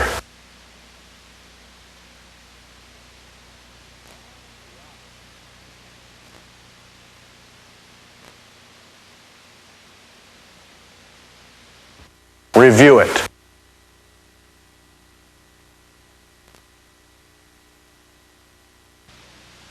Paul Arosky.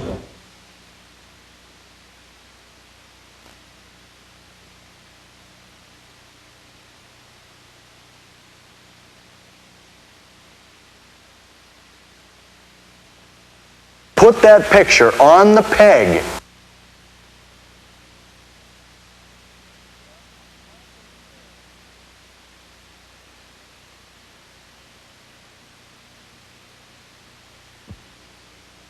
Judy Drake.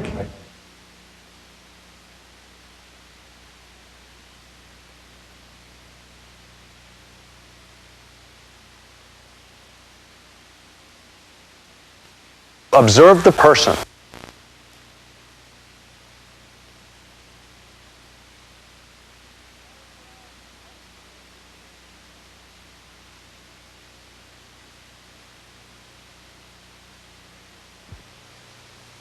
Larry Jorgensen.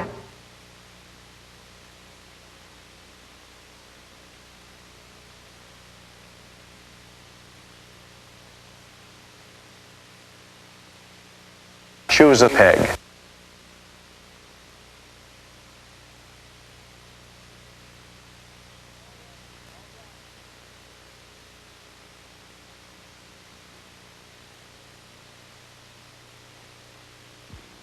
My name's Kathy Jorgensen.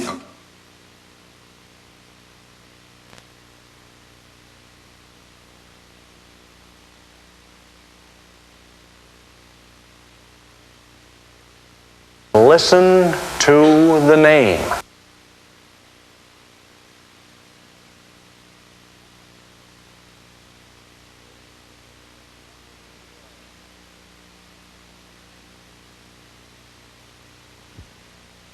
My name is Carrie Jorgensen.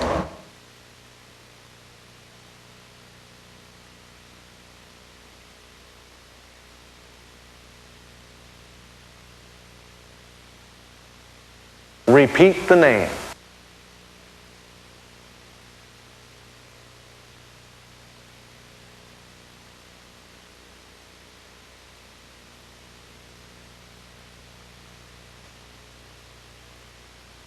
Review it.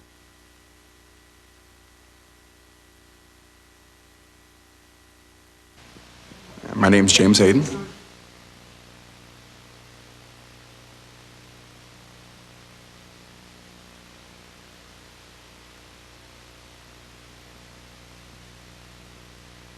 Turn the name into a picture.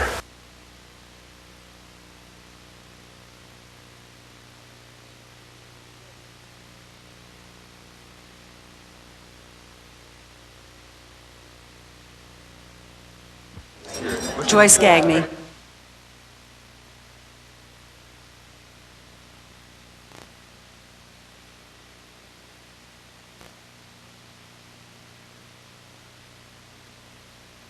Put that picture on the peg.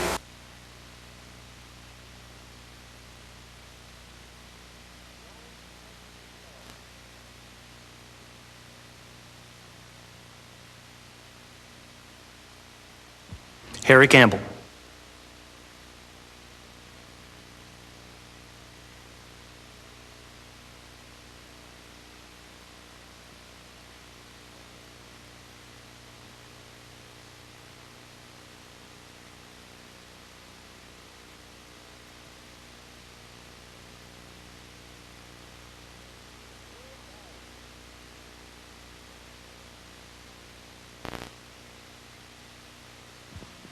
My name is George Pete Peterson.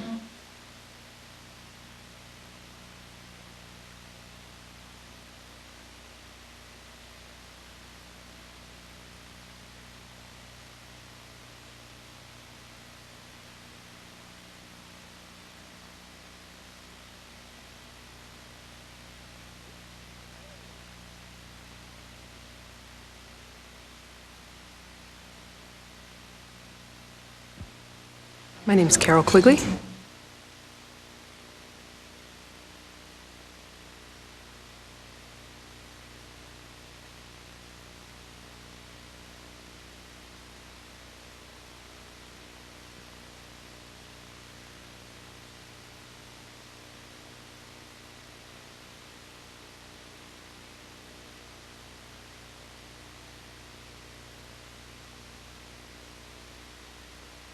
Review it.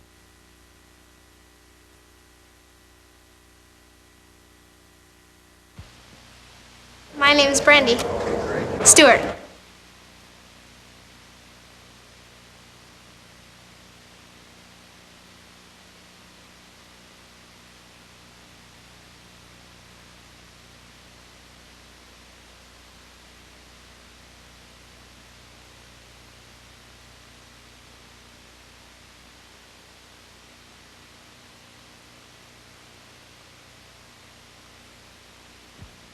Jennifer Finch.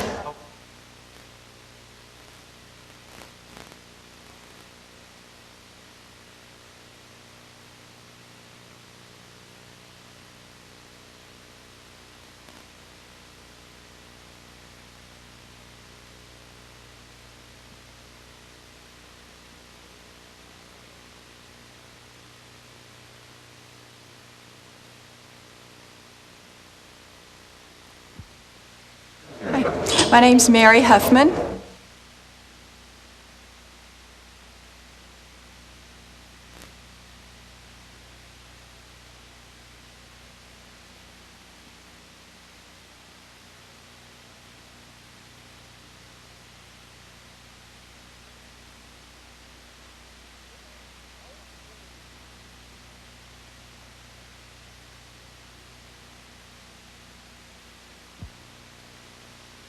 My name is Tony Griffiths.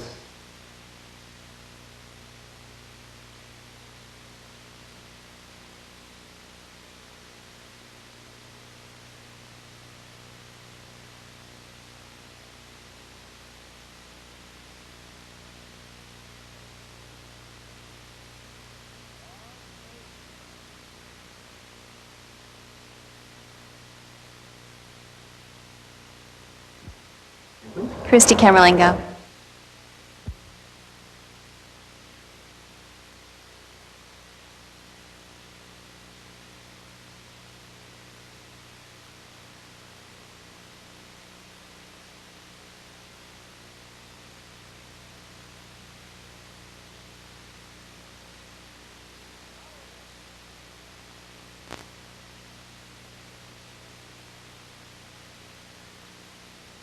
Review it.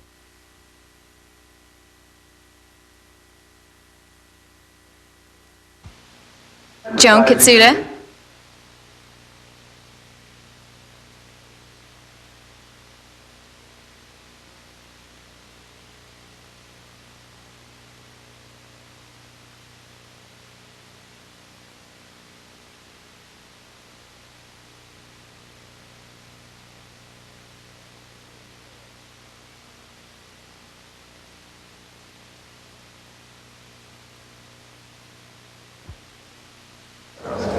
Kim and Olson.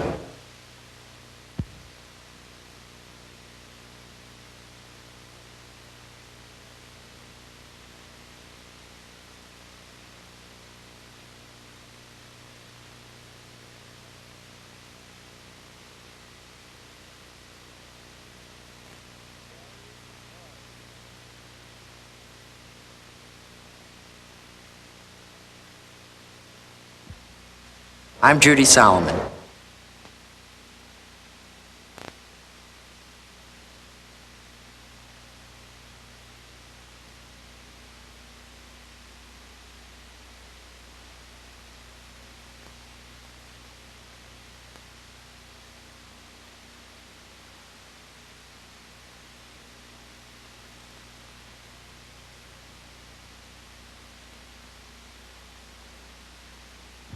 I'm Daryl Wilson.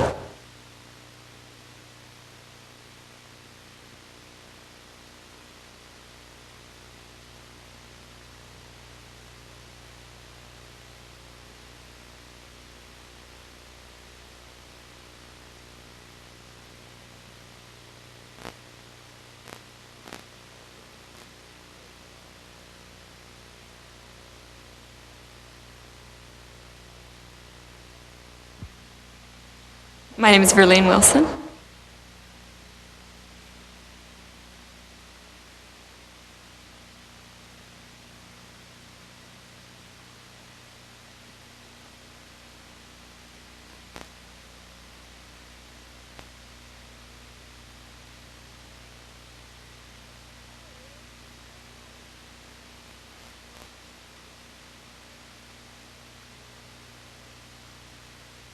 Review it.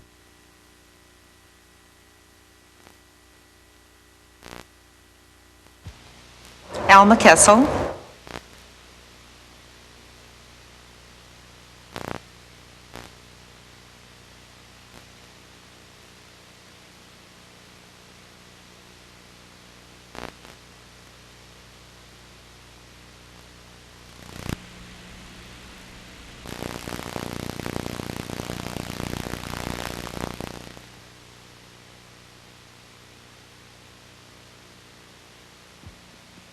My name is Nia Walker.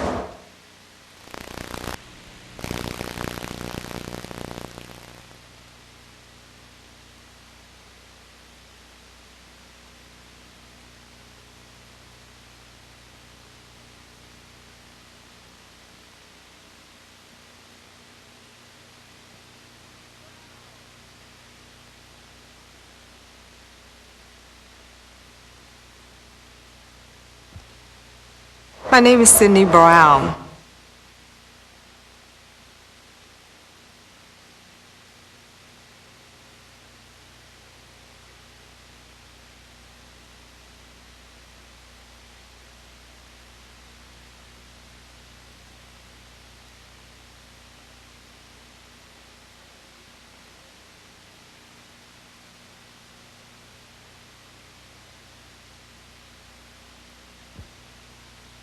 Sue Kim.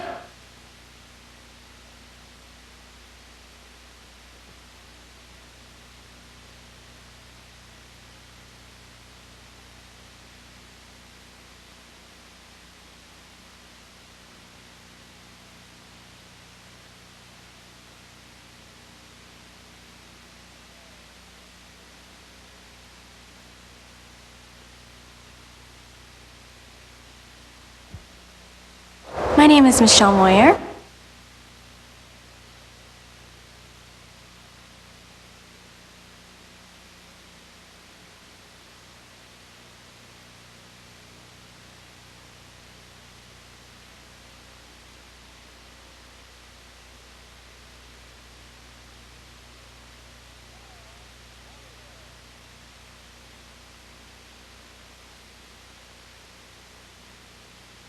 Review it.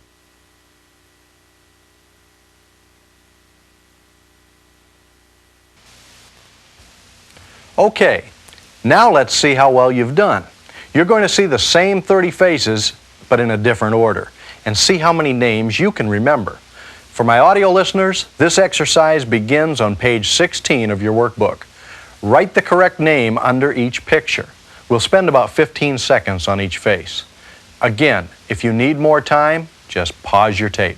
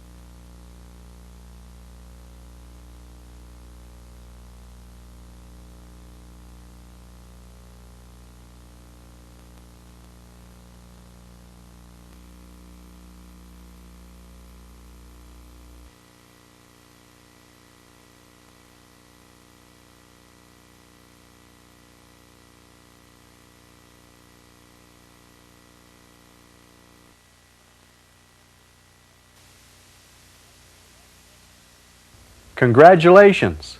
You've completed your first run through the home course. And look at how much you've learned. Just think of how many things you now remember. And this is just the beginning. You have your tapes and you have your workbook.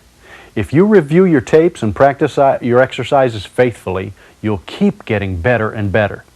Psychologists tell us that it takes about 3 weeks, 21 days, to change old habits and develop new ones. And that's the basis of this final exercise.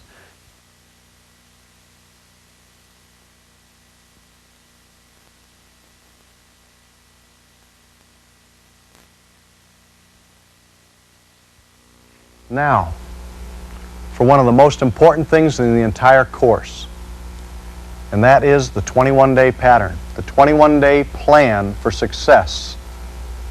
And this is the reason this is so important is because everything you've accomplished to this point in the workshop is not going to be very effective for you if you walk out of here thinking that, oh, now I've attended the memory course. Now I'm all done. Now you begin, certainly, with what you've learned here. But that's going to be up to you, largely up to you, what you do with the techniques. We have built a foundation here together. What you do with that foundation is going to be in your hands, whether you leave it a hole in the ground, in which case you will never forget the techniques you've learned, ever. And even without thinking about it, I'm telling you right now, you are going to wind up using these techniques on a subconscious level, even when you're not even planning to. And so I've put this little 21-day plan together, and by the way, no one writes this down. You're going to remember it. We're going to peg it right now on your body list. The first thing I want you to do is spend 15 minutes every day reviewing your tapes. This has been designed to fit into every single one of your schedules. I want you to listen to those tapes, otherwise non-productive time. And only listen. 15 minutes absolutely tops. I don't care if you're saying, oh, this is great. Now I understand what that crazy man was telling me. You know, because it's the third time you've listened to it. Now I really got... Shut it off at 15 minutes. You'll have a hunger to get it to it the next day. And besides, some of you could listen to tape after tape after tape after tape after tape, and you wouldn't absorb 20% of it. 15 minutes, otherwise non-productive time. You know, we feed our body 3 times a day or 4 or 5 times a day, and some of us feed it a little bit more than we should. And I'm really guilty of that one. But then we take a course once a year, right? We've got to feed our mind. Success is from the neck up. Listen to a cassette tape. How'd you peg that to your toes just now? You stomped and crushed those cassettes. That's not what I want you to do, but that's how you remember the first step in your 21-day plan. The second one is to do the additional exercises in your workbook. And again, spend only about 15 minutes a day on this. Now, peg your workbook to your knees by picture yourself kneeling on it and crushing it. The third item, develop a things to do today list.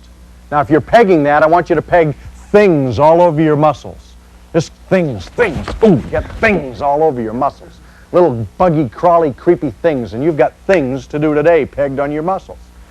All right? Now here's how I want you to do it. I want you to take 5 of the most important things you need to do for the day when you're waking up in the morning or the night before you go to bed. How many of you have already done this with a few of those things? You remember the stuff for the day, don't you? And I want you to take those items that you've got to do and put them on your body list or your telephone list or your house list, first room of your house list, or create an office list, even an automobile list. Pegs can be anywhere. And I want you to do just 5 of the most important things. Work on number 1 until you get it done and cross it off. If you get interrupted, get back on it. You say, well, how do I cross this off my peg? Simple, just do it, and it'll be off your peg, and you can move on to the next peg. You use that. All right? See what it's worth to you as far as in the way of time management and memory technique practice. Fourth, show off. How do you peg showing off? Now, if you're pegging this, how are you going to show off your rear end? Just do a moon real quick. All right? And you've got show off peg. See, it's easy to use these things. I want you to show, that's not how I want you to show off. I want you to show, that's how you remember number 4 is show off. The way I want you to show off is I want you to find a brand new person every day. It works better that way. And I want you to say, listen, I just took this memory course. I'm supposed to practice this stuff. Humor me, will you? Call out 10 items to me, and I'm going to see if I can remember them. I want you to write them down. Now, because I'm brand new at this, I'm going to tell you when to give me item number 2, when to give me item number 3, and so on. You better keep control that way so that you can take the time you need to peg them while you're still conscious effort for the first few weeks. And they call out those 10 items. By Monday, some of you in the room are going to find out that 10 is way too few, and up it by Monday to 15. By the time you're doing 20 at the end of next week, 20 items so quickly and so easily that you can't believe it, you're going to start telling people to call off items, objects, abstract ideas, call off a number, whatever, at the end of a few weeks. But every now and then with 20 items, you're going to run into sunshine. This is the individual that works in every single office of every type in every place in America. I think it's a law that one person like this has to work there. And that's what I'm talking about. I'm talking about the person that when you go in and see them, there's one of these in every classroom. You know what I'm talking about? This is that person that never has anything positive to say. Right? As soon as you see them, you know, and if you're in sales or business, and the first thing they do when they see you, oh, hi, Melanie, did I tell you about how my deal went sour? No! They brighten up and want to come over and dump that garbage on your attitude for the day, right? You know? Boy, my back's out again, Jim. Did I let, you know, and they got to tell you how their back hurt and their deal went sour and everything else like that.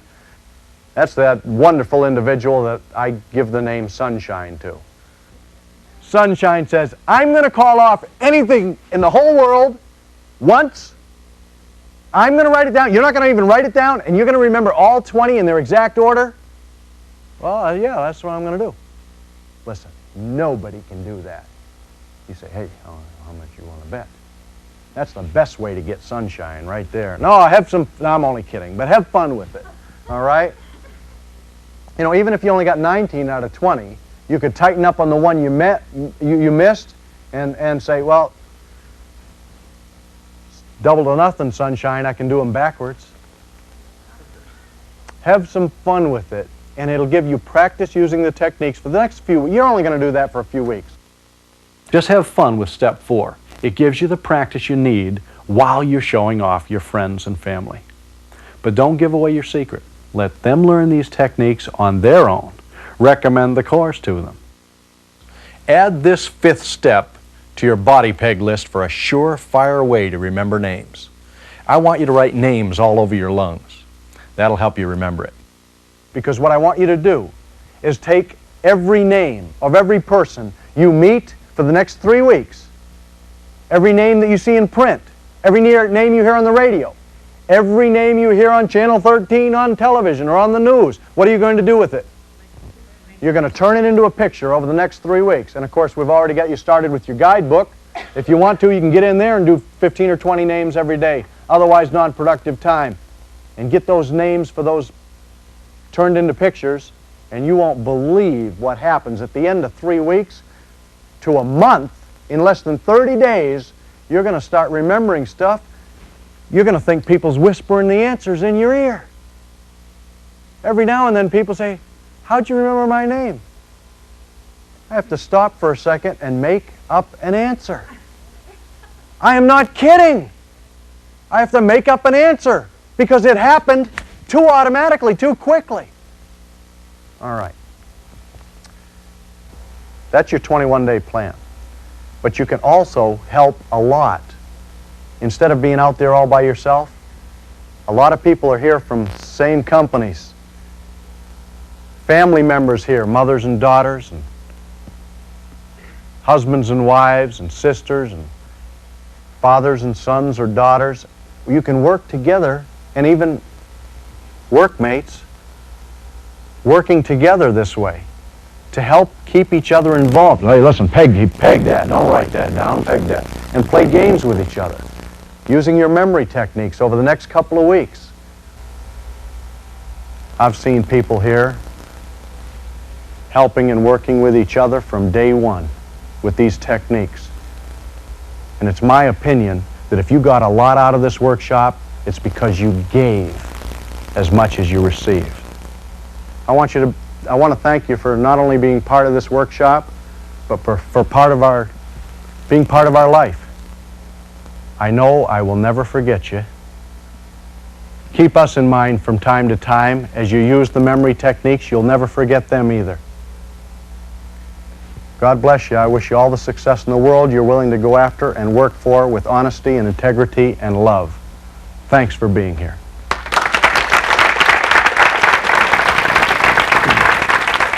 Thank you. Good job. If you do these steps faithfully every day, your memory will continue to improve. In a very short time, you'll find yourself doing them on an unconscious level. They will have become second nature to you. Think of how hard you struggled when you were learning to ride a bike. Now that you're proficient at it, do you ever think of all the steps it takes to balance on two wheels? Of course not. You just do it. And that's what's going to happen with the memory techniques you've learned. Just keep going at your own pace. Don't force yourself to do too much all at once. Then, before you know it, you'll simply have a better memory. Guaranteed.